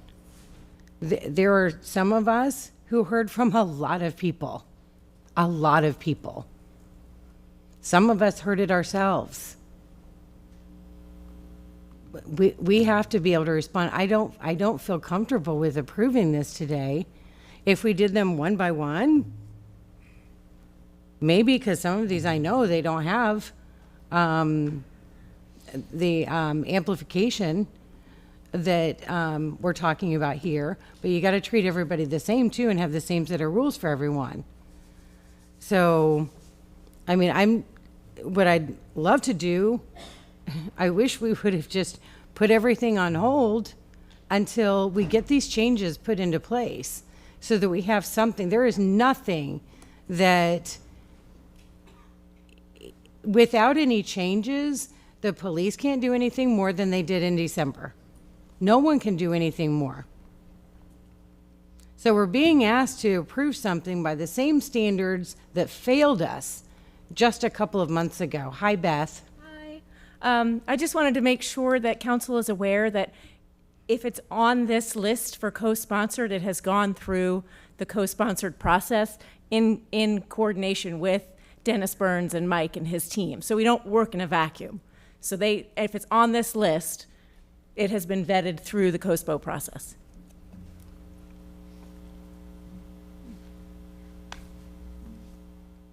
There are options as far as what we do with the current list. I will tell you that there's some time sensitivity to some of these events that I'm guessing if we don't get approval today that the events would find another location. So, that is a potential option as well. Well, maybe that's just the break we need until we can figure this out. I'll leave it at that. Thank you, Chair. Thank you. Councilmember Fix Andrews. Thank you, and thank you for this conversation. First, I want to speak on behalf of those that don't even have a clue of what we're talking about. So if someone can share with those that are watching what the concern was back in December, because you have some people that do not know what what happened in December and what we're even having concerns over. Yes, thank you, council member. In December, we did host a new event called the We Belong Here, I think just We Belong Here. It was a festival, an electronic music festival.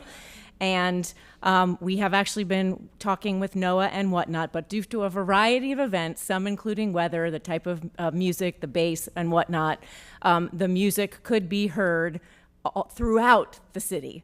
And as we had mentioned in another meeting, that had happened one time before, many, many years ago, with a different type of an event with different type of music. So, but because of that one event, and it was, I live on 42nd Street, I could hear it there for a little while, and I understand in other areas of the city, we're having these conversations. So that's the impetus for these conversations. Okay, and thank you for that. So I do understand the concern because I heard it. Yes. I heard it. And so, I'm glad we're having this conversation. My only concern, and I do appreciate the fact that you entertain the option of us voting on per event, because a lot of these events are their only forms of revenue to provide services for whatever it is that they're doing.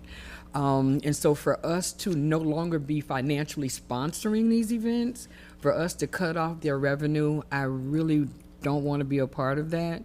If there are some that we already know are, I hate to say the word safe, but because we know how they operate, we've seen them, we've approved them several times.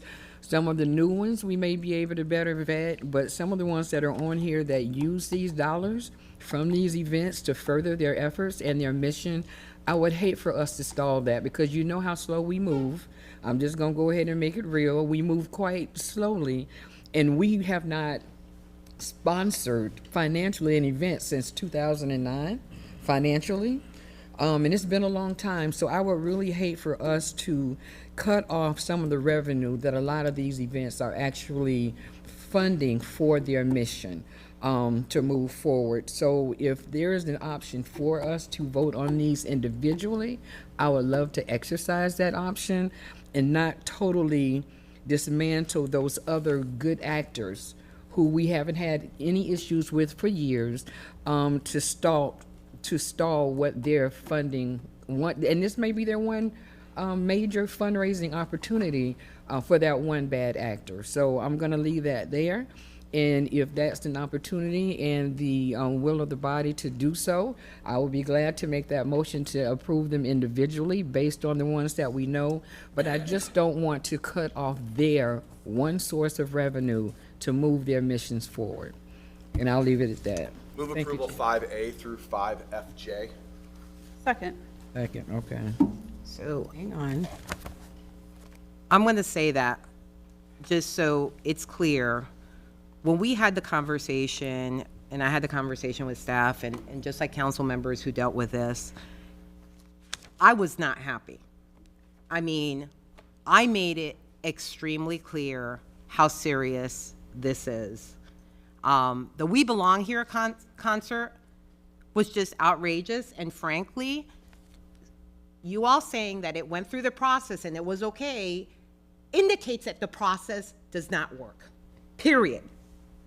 To go up here and say that, and I respect you, Beth, and you know that, but to go up here and say that after we went through the We Belong Here concert and we saw what happened, and the person, the promoter who we hire, who we pay a ridiculous amount of money monthly to put up the peer events, promoted that event as a intimate concert, and it could be heard to Gulfport, and then had the audacity to post on Facebook that he hopes that city council does not cave into noise complaints, and I will show that at a council meeting, and he applies for these concerts.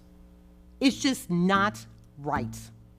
And I want everyone, I want clarity, and I want transparency when it comes to that.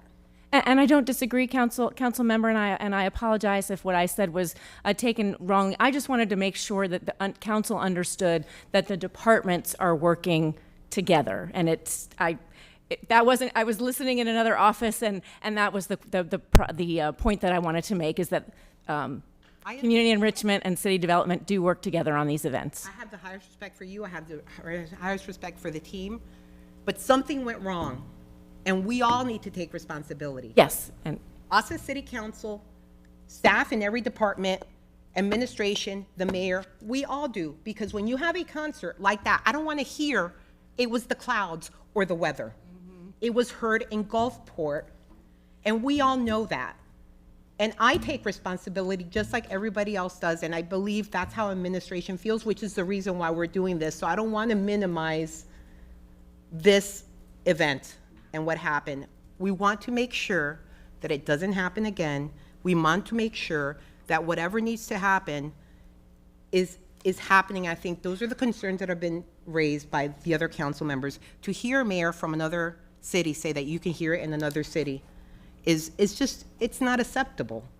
And it's not acceptable to our citizens. I understand the economic impact. That's why I hate the fact that we get all these other events and everybody gets stuck because of some bad actors.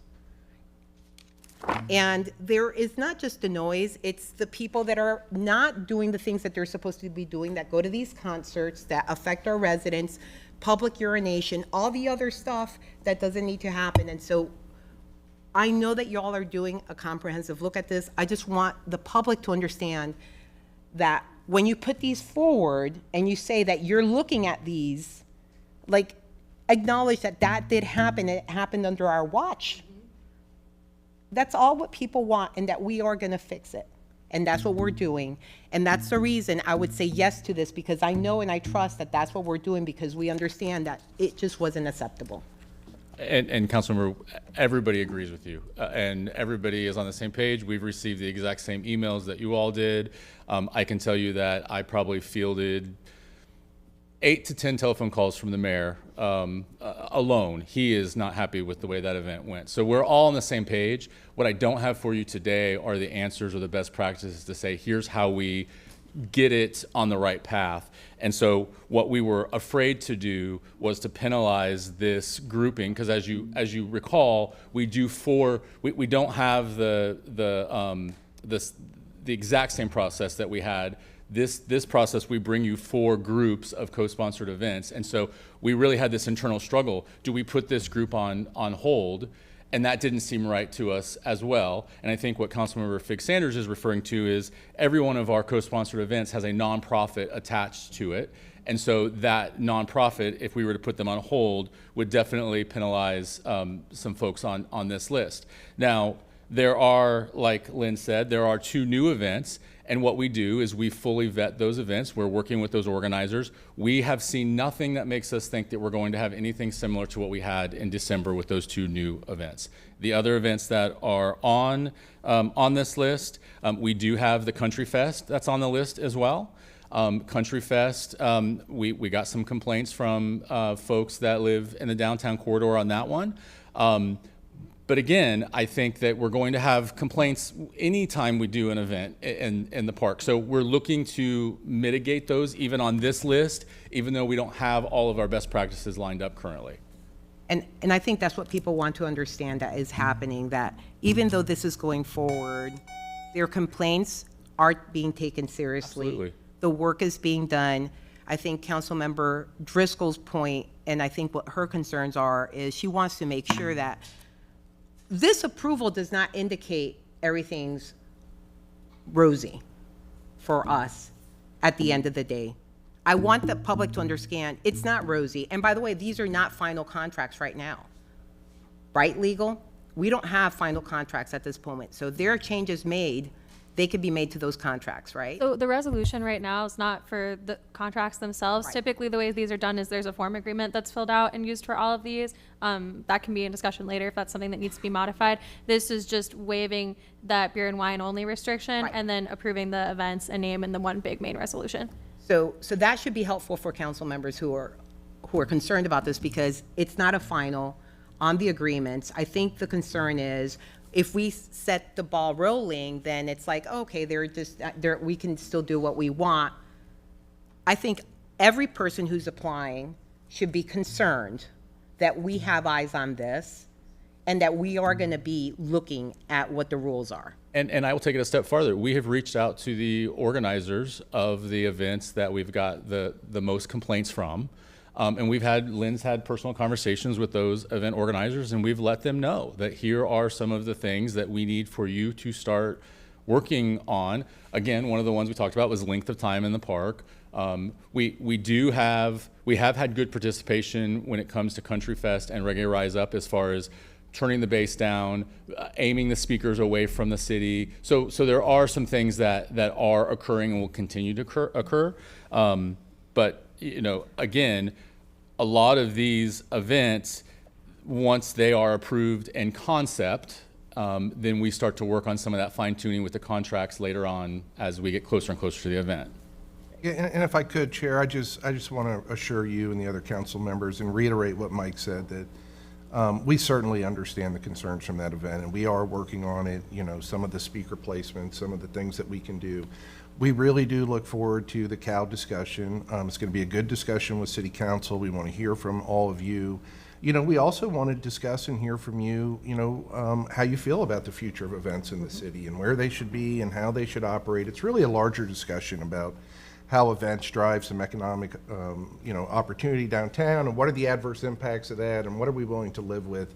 So I think that's going to be a big discussion, and we look forward to it. I certainly understand why you're concerned doing this before the COW, but we would greatly appreciate if we could move forward on these as we continue to work on the COW. And I appreciate that, Robin. I will say that, my frustration, to be clear, we had promoters and people who do applications who are not forthright in what they've put on their applications. And that has not gone unnoticed. I mean, to me, I can't believe the word intimate was used for that concert that could be heard in Gulfport. And, fool us once, shame on you, fool us twice, shame on us. And that's how we're operating. And there is this message. I want the promoters to know that that is not going to be accepted. And there are provisions in our contracts that we can exercise where they will not have events in this city. Again, there are provisions in the contract if they do not follow the rules. That's why they are in the contract. So I've said what I've needed to say on that. Councilmember Floyd. Thank you. Vice Chair Floyd. I won't get into it too much because we will have a conversation later on, but first I wanted to say I'm sure administration got the same phone calls we did. We all got them. Ironically, I was at a different concert in a different city when I was getting them, so it was kind of funny from my perspective. But Any best practices we can adopt? We're interested. well, it was inside, yeah. Maybe but- that's the best practice. Yeah, but you know, they don't have a beautiful waterfront like we do, and so I think I just mostly wanted to say, you know, to anyone listening, to my colleagues, like from my perspective, and correct me if I'm wrong, it seemed like it was enforcement after the fact that was a major issue for the sound concerns, like, and so you know, we can have everything buttoned up, every I dotted and T crossed, and if they turn the volume up too loud, that requires noise ordinance enforcement. And so that's what I saw as the problem. And so the conversation about what we do ahead of time is important, but the enforcement afterwards, if there is someone who's doing something they shouldn't be doing, feels like what's most pertinent to me in this conversation. And so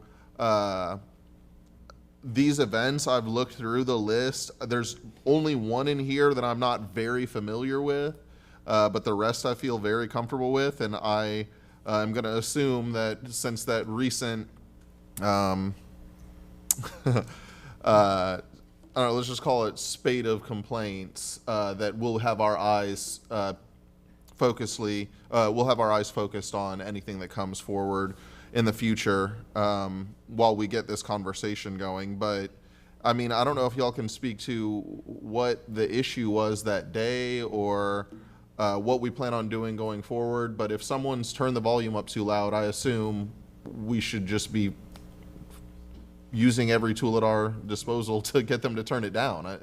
So I think Chief Holloway, and he's not here, obviously, I don't want to speak for him, but my understanding is they received violations. And that's one of the things that Chair Hanowitz has asked us to, you know, do we have enough teeth in the violations so that, you know, day of the event, it's not working for us type of a thing? Because just as we said, we did vet this and it was listed as an intimate concert, and that's not something that would, you know, when you're looking at it on paper, that's not something that would trigger, hey, we have an issue here.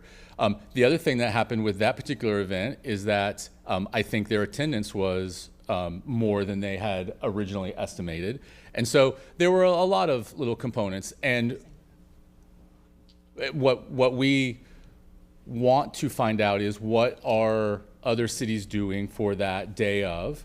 Are they pulling the plug? Are they, what options are available to us? The other thing that is in place is that our noise ordinance is about a mile, if you hear up to a mile. So that may work for, you know, many of these events, but then some of the others, it doesn't. And obviously when we had the We Belong, that was clearly, I live in Gulfport and I heard it in Gulfport, so lived it. So it's one of those things where those are some of the questions that we're asking right now.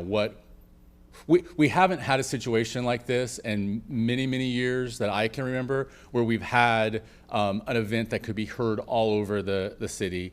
But I will tell you, there's also balances and there's challenges, because, you know, we have Grand Prix that can be heard all over the city as well. So we really, I will warn everybody on the dais, this is not an easy task, and this is not going to be something that is being taken lightly by staff, and that's why we need the time to kind of make sure we're crossing all of our T's and dotting all of our I's, because there's a lot of work going forward, and we really do want to hit that sweet spot, that balance spot. I appreciate that, and got distracted by you saying that you lived in Gulfport publicly like that, but